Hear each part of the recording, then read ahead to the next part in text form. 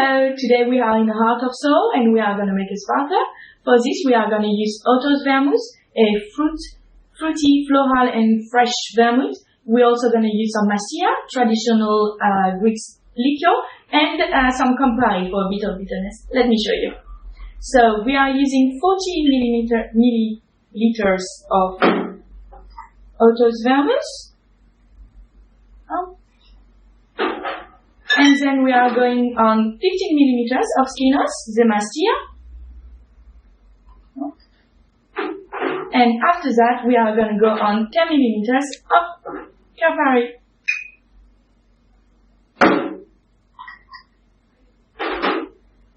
Just stir a little bit. And top up with your tonic.